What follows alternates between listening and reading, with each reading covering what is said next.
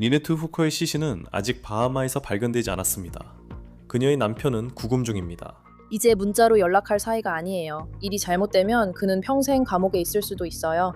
그리고 저와 그렇게 가까웠던 사람이 이런 일을 저지를 수 있다는 걸 믿고 싶지 않아요. 미국 여성의 딸이 제기한 충격적인 주장과 혐의, 그리고 구조대원들이 그녀의 실종된 어머니를 수색하던 중 브라이언 후커가 그녀에게 남겼다고 전해지는 섬뜩한 음성 메시지까지. 그리고 엄마가 바다에 빠졌을 때 제가 던져준 물에 뜨는 장치를 그들이 찾았어요. 하지만 아직 엄마는 찾지 못했대요. 브라이언 후커의 변호사는 당국이 그를 속여 조사를 받게 했다고 주장합니다. 로우 앤 크라임의 온 더 케이스입니다. 저는 크리스 스튜어트입니다.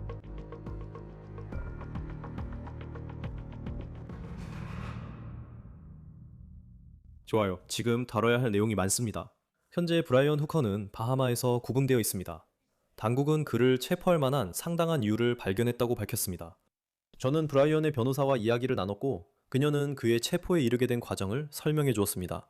그리고 그녀는 이에 대해 흥미로운 주장도 했습니다. 그 이야기에 들어가기 전에 방금 브라이언의 의붓딸과 진행한 인터뷰에 대해서도 말씀드리고 싶습니다.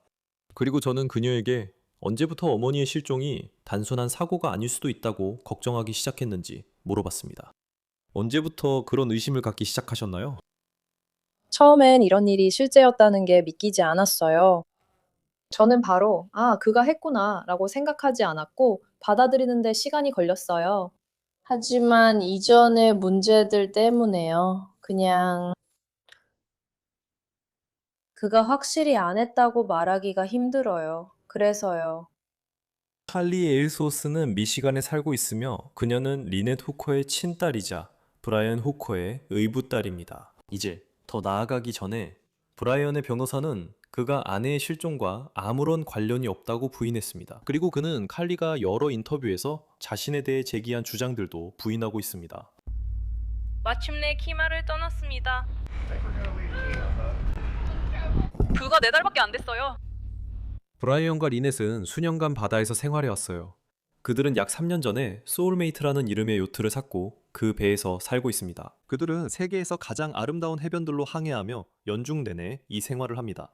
멕시코반에 건너는 둘째 날입니다. 그들은 세일링 후커스라는 이름으로 소셜미디어에 여행기를 공유하고 있으며 틱톡에서는 우리는 BS에서 벗어나 항해했다. 최고의 삶을 사는 부부라는 태그라인을 사용하고 있습니다. 이 영상은 약 4주 전에 후커스 부부가 바하마에서 유튜브 채널에 올린 것으로 그들이 수로를 따라 패들보드를 타고 있는 모습입니다. 이제 칼리가 저에게 말해준 내용에 대해 더 이야기하기 전에 우리는 토요일 밤에 모든 일이 잘못되기 전에 후커스 부부가 정확히 어디에 있었는지에 대해 더 많은 것을 알게 되었습니다. 브라이언은 조사관들에게 ABC 뉴스와 다른 몇몇 언론 매체에 따르면 자신과 리넷이 바하마의 엘보키를 8.5피트짜리 평평한 바닥에 고무 딩기보트를 타고 떠났다고 말했습니다. 아마도 여러분이 리넷의 페이스북에 올라온 사진에서 본 그 보트일 것입니다. 이 보트는 뒤쪽에 선액이 있고 공간이 넓지 않습니다. 보통 이런 딩기보트에서는 실제로 가장자리에 앉기도 합니다. 이제 팍스 뉴스에 따르면 그 부부는 아바코인에 있었고 그 후에 후커 부부가 토요일 밤 7시 30분쯤 이 딩기보트를 타고 나갔다고 합니다. 브라이언은 자신들이 소유한 대형 요트 소울메이트로 돌아가고 있었다고 당국에 말했습니다. 그 배는 바하마 홉타운 근처 그들이 있던 곳 북쪽에 있습니다. 토요일 밤 상황이 이야기의 중요한 부분인데 별로 좋지 않았습니다. 바람은 시속 25마일 정도로 강하게 불었습니다. 브라이언은 리넷이 열쇠를 가지고 있었고 그 후에 딩기에서 물로 떨어졌으며 자신은 그녀를 구할 수 없었다고 주장합니다. 그 순간에 어머니를 찾으려고 뭘 했는지에 대해 그가 무슨 말을 했나요?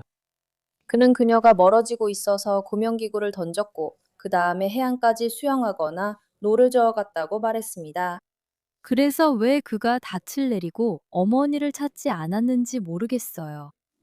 제가 했을 일은 어머니께 다가가는 것이었지 멀어지진 않았을 거예요. 브라이언은 당국에 자신이 해안에 도착하기 위해 몇 시간 동안 노를 저었다고 말했습니다.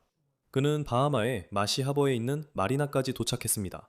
그리고 그가 그곳에 도착했을 때는 일요일 아침이었고 그는 도움을 요청할 수 있는 사람과 연락을 취했습니다.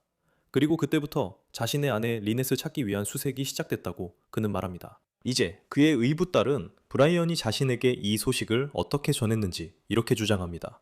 그런데 그는 당신에게 이 일이 일어났다고 어떻게 말했나요? 그가 저에게 전화를 했어요. 일요일 밤 8시. 나 8시 30분쯤이었고 그가 저에게 야, 네 엄마가 실종됐어 라고 말했어요. 그 일은 어젯밤에 일어났어요.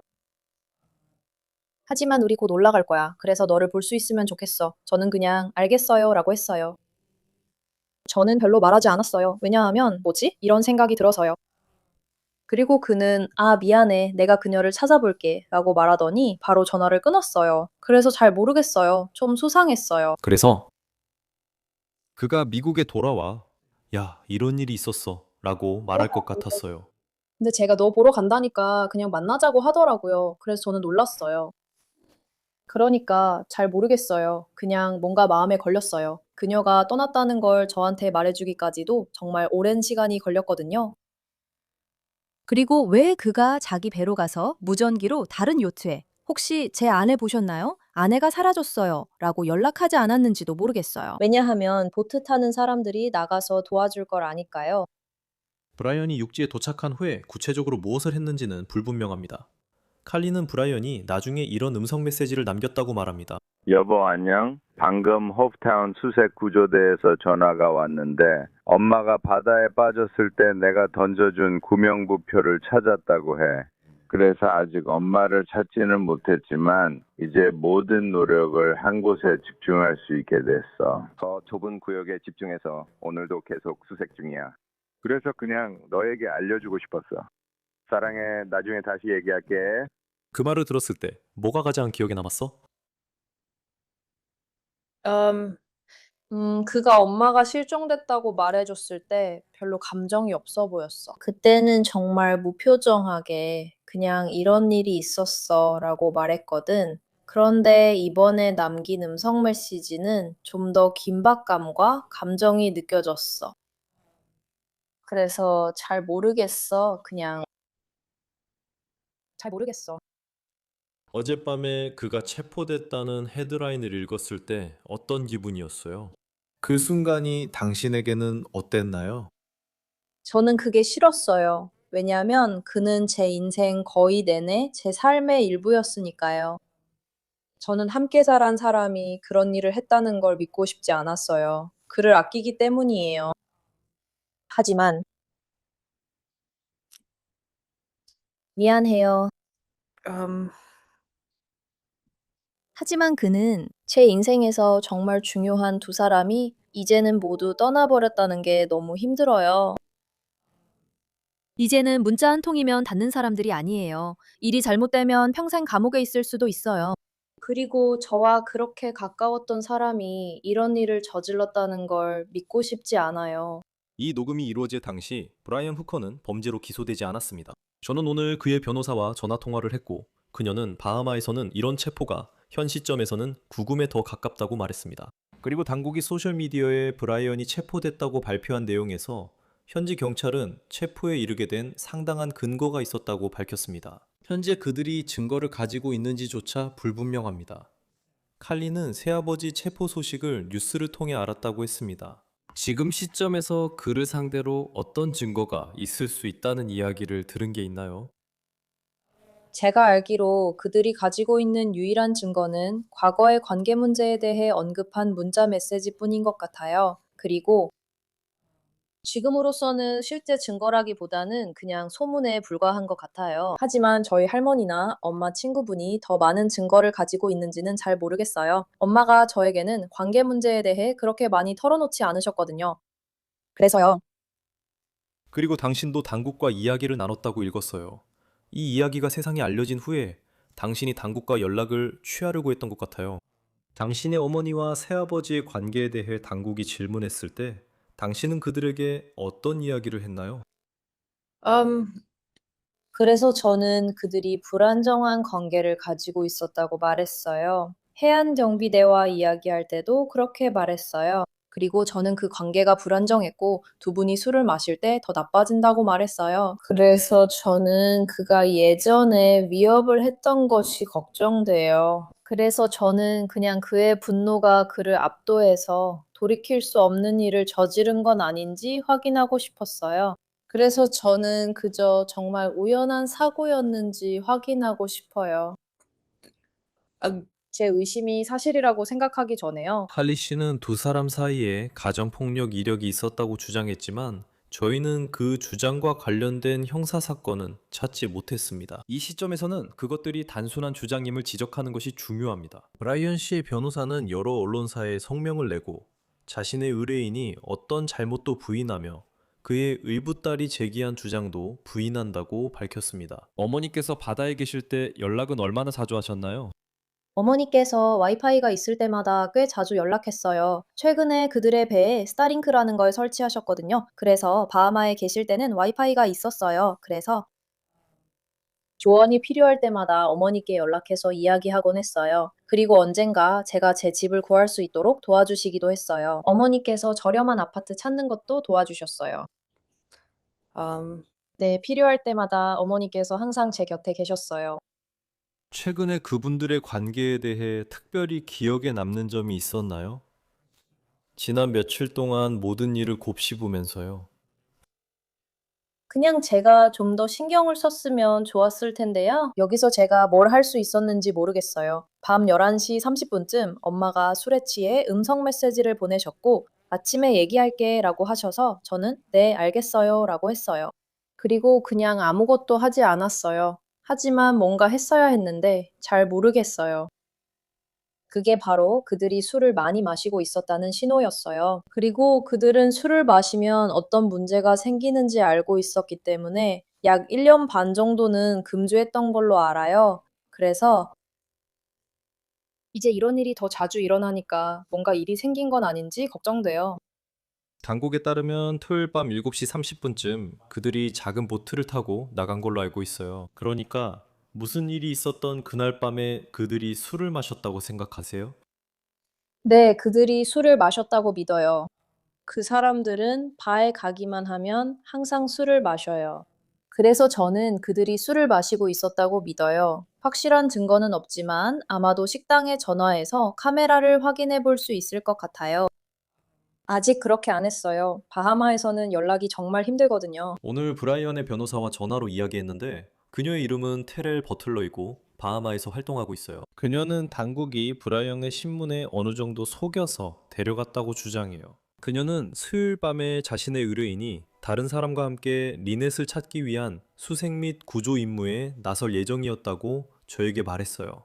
그녀는 다른 사람이 누구인지 몰랐지만 브라이언이 그렇게 하려고 계획하고 있을 때 당국이 브라이언에게 면담을 요청했다고 해요. 하지만 그녀는 브라이언이 변호사가 필요 없는 면담이며 사건의 용의자가 아니라고 들었다고 말했어요. 그녀에 따르면 경찰은 브라이언에게 아내를 찾기 위한 수사와 수색에 도움을 받으려 면담했다고 말했어요. 이제 버틀러는 브라이언이 3시간 넘게 면담을 받았다고 주장합니다.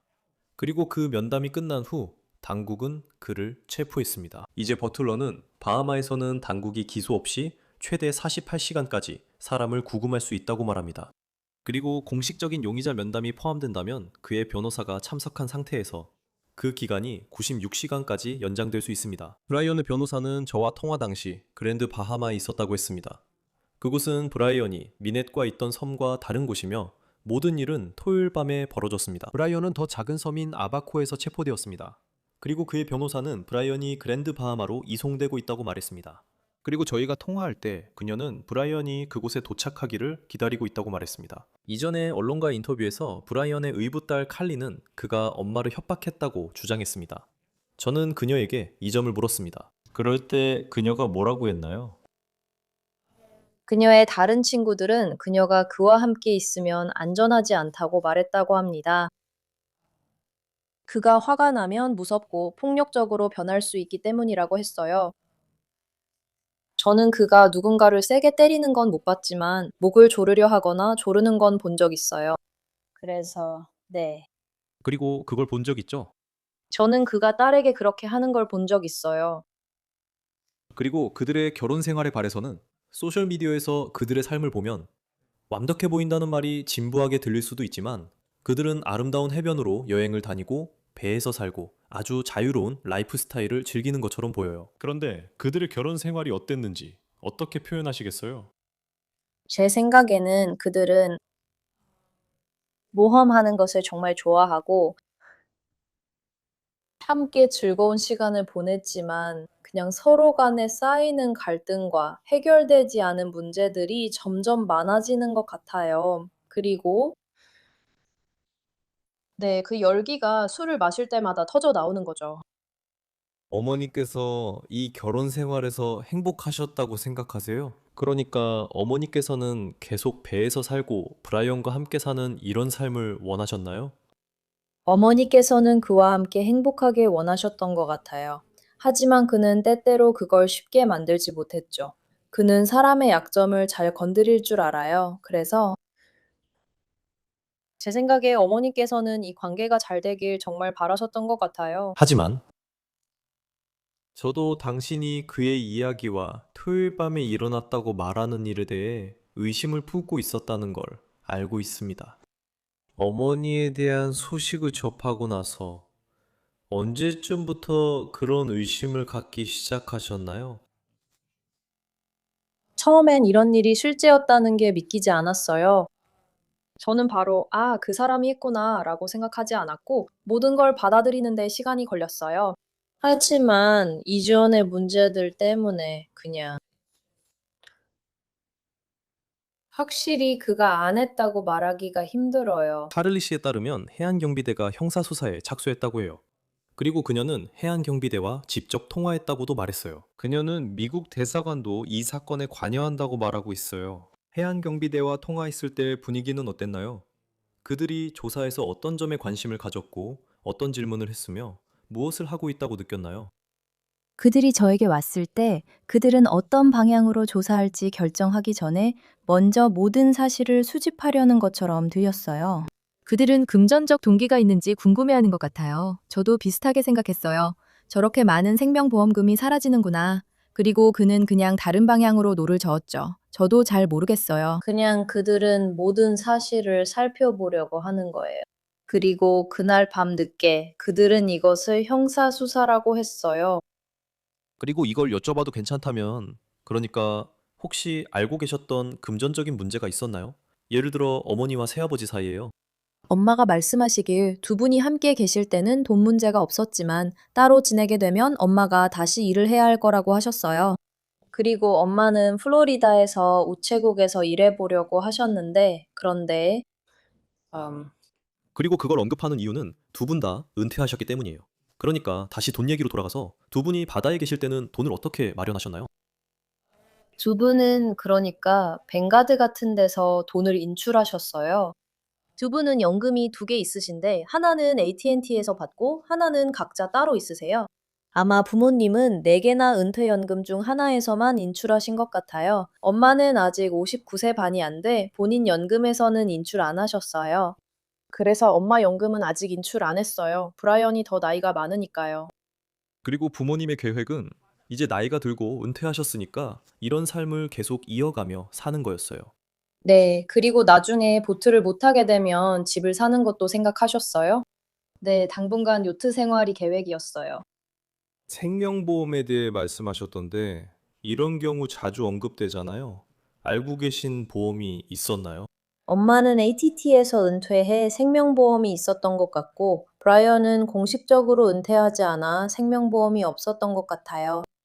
현재로서는 후커 가족의 재정 상황이 어땠는지 확인할 수 없고 브라이언이나 리멧 중 누구에게라도 유지 중인 생명보험이 있는지도 확인할 수 없습니다. 그리고 다시 한번 말씀드리지만 칼리가 하고 있는 모든 주장들은 그저 그녀 자신의 주장과 가족 구성원들에 대한 의혹일 뿐입니다. 브라이언은 이번 상황에 대해 페이스북에 입장문을 올렸고 그 내용은 다음과 같습니다. 저는 예측할 수 없는 바다와 강한 바람 속에서 발생한 최근의 보트 사고로 인해 사랑하는 리네트가 바하마 엘보키 근처에서 우리의 작은 딩기보트에서 떨어진 일에 가슴이 찢어집니다. 필사적으로 그녀에게 다가가려 했지만 바람과 해류로 점점 멀어졌습니다. 우리는 계속 그녀를 찾고 있으며 그것만이 저의 관심사입니다. 우리 가족은 바하마 국민들의 도움, 특히 호프타운 자원 소방 및 구조팀, 바하마 왕립경찰, 바하마 왕립방위군, 그리고 미국 해안경비대가 리네트를 우리 곁으로 데려오기 위해 끊임없이 노력해 주신 것에 깊이 감사드립니다. 이 어려운 시기에 리네트를 생각해 주시고 우리 가족을 응원해 주신 모든 분들께 감사드립니다. 이 글은 화요일 아침에 게시되었습니다. 그리고 이제 아시다시피 정말 많은 분들이 보셨잖아요. 많은 분들이 소셜미디어에 올라온 어머님 영상을 보면서 어머님이 어떤 분이셨는지 알아가고 있습니다. 이 이야기를 따라가기 시작하는 사람들에게 어머니에 대해 어떤 점을 알리고 싶으신가요?